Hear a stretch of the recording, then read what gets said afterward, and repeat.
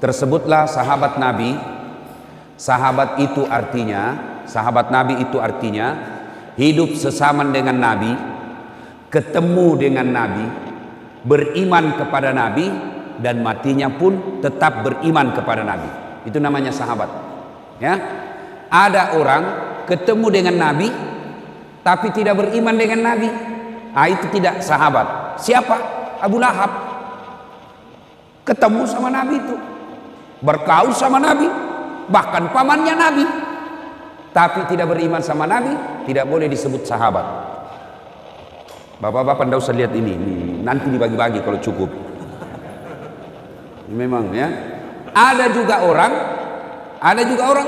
ketemu dengan Nabi, bergaul dengan Nabi, beriman dengan Nabi, tapi matinya tidak beriman dengan Nabi. Dek nak capuri deceng, berakhir dengan kafir, tidak bisa disebut sahabat. Siapa? Abdullah bin Ubay. Dia beriman sama Nabi, sahabat dengan Nabi, bertemu dengan Nabi, tapi terakhirnya murtad, keluar dari Islam. Tidak boleh disebut sahabat. Yang disebut sahabat ketemu dengan Nabi, bergaul dengan Nabi, beriman kepada Nabi, matinya pun tetap beriman kepada Nabi. Ini tidak banyak. Sahabat ini bernama Alqamah. Bagus ibadahnya. Di mana Nabi dakwah ada di depan, kalau Nabi berjamaah di belakang ada Alqamah. Tapi anehnya ketika sakaratil maut tidak bisa syahadat. Dibimbing oleh Bilal, la ilaha illallah. Alqamah cuma bilang la, tidak, kaku bibirnya. Bilal lapor sama Nabi, ya Rasulullah, Alqamah madang ideknya oleh mas syahadat. Alqamah sakaratil maut tidak bisa syahadat, tolong Anda doakan. Nabi bersabda, kenapa bisa? Nabi sekali agamanya itu, kok bisa? Didoakan oleh Nabi, tetap tidak bisa.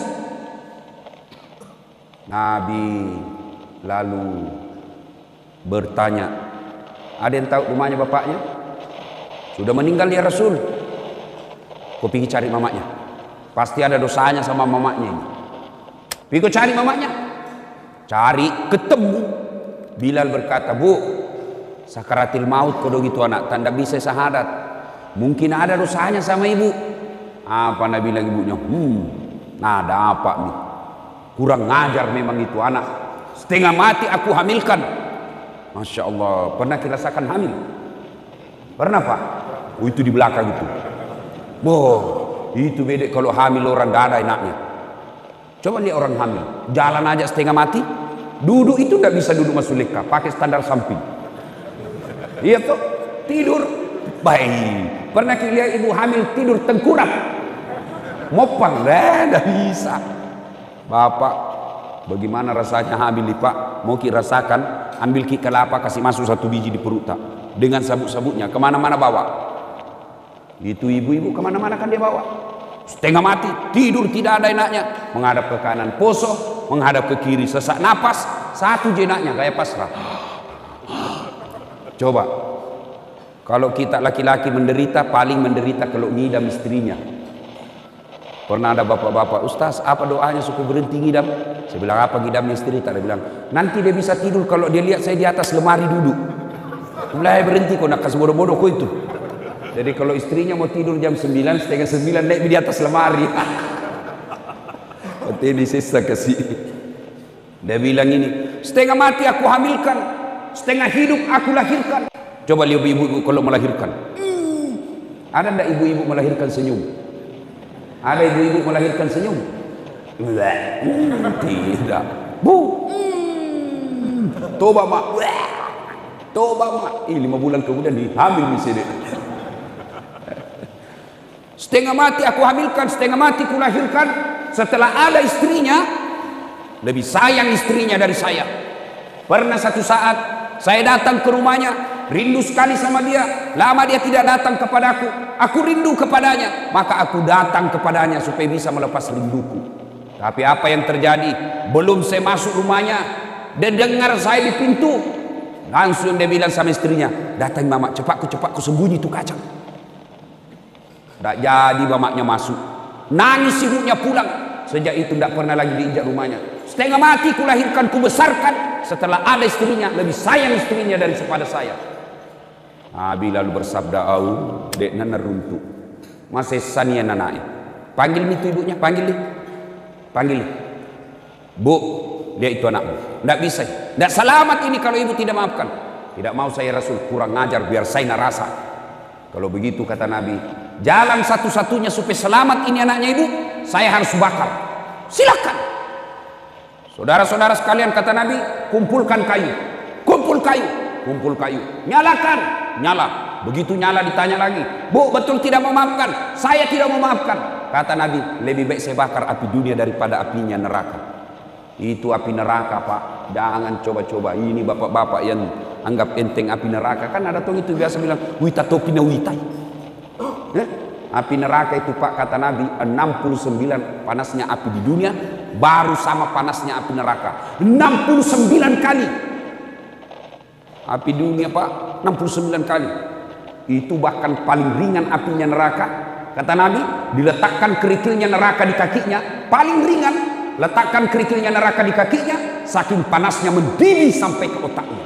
Itu yang paling ringan. Jadi kalau bapak-bapak mau bayangkan api neraka, coba maki ambil ki api, nyalakan kompor gas, kasih masuk tangan tak. Kalau bapak merasa ringan, aman. Tapi kalau baru api rokok lompat maki, oh hati-hati kau sekali. Hati-hati. Pernah lihat film G30 SPKI? Kembali nonton itu, Pak, supaya kita itu waspada terhadap PKI sekarang. Itu ada itu film itu ditusuk matanya api rokok. Itu belum api itu, Pak, baru serbuk. Api di dunia, api neraka itu kan ada 4 tingkatan. Api yang Allah ciptakan itu ada 4 tingkatan. Tingkatan pertama, api yang warna merah. Ini apinya para perokok. Coba lihat kalau merokok, kayak orang bodoh-bodoh. Apa mau kerja itu? Isap buang, beleng-beleng. Sekali-kali isap, kunyah. Nah, masa kamu itu saja nak kerja 10 menit, beleng-beleng. Ada merokok di sini? Minta maaf, Pak, minta maaf. Biar bapak marah, bapak mau marah mau pulang sebentar. Warna merah dibakar 1000 tahun menjadi lebih panas, menjadi warnanya menjadi biru. Nah, itu yang ada di kompor gas. Kalau ibu-ibu kasih nyala kompor gasnya itu kan biru. Nah, bakar lagi 1000 tahun tambah panas menjadi putih. Nah, ini biasa apinya yang ada di PT Vale, yang kasih hancur-hancur tambah tembaga yang keras. Bakar lagi 1000 tahun menjadi hitam. Bakar, inilah api neraka. Dan bilang Nabi, lebih baik api dunia siksa kau daripada api neraka. Kau tidak bakal tahan itu api neraka. Nyala, diangkat, Al-Qamah diangkat ramai-ramai. Kata Nabi, lempar masuk api. Begitu mau dilempar, ibunya berteriak, tahan, jangan kau bakar anakku ya Rasul. Memang dia kurang ajar, memang dia durhaka, tapi sudah kumaafkan dosa-dosanya. Tidak ada artinya sakit hatiku ketimbang melahirkan dia. Tidak ada artinya sakit hatiku ketimbang hamil dia 9 bulan dalam perutku. Saya maafkan dia ya Rasul. Begitu dia bilang saya maafkan, Nabi berkata, letakkan, turun. Pas turun, ditanya kembali ibunya, "Bu, betul kita maafkan?" "Betul ya Rasul." Lalu Al-Qamah dituntun dan akhirnya dengan susah payah mengucapkan la ilaha illallah Muhammadur Rasulullah, meninggal dunia. Apa hikmah dari kisah ini, Pak? Sahabatnya saja Nabi, hidup sesama dengan Nabi, didoakan langsung mulutnya yang Rasulullah sallallahu alaihi wasallam tidak bisa selamat ketika sakaratul maut, menghadapi sakaratul maut dengan susah. Gara-gara apa? Durhaka sama ibunya. Ini kejadian lebih 1400 tahun yang lalu. 1400 tahun yang lalu. Apakah tidak ada sekarang seperti itu? Anak durhaka? Oh, lebih banyak lagi sekarang, Pak.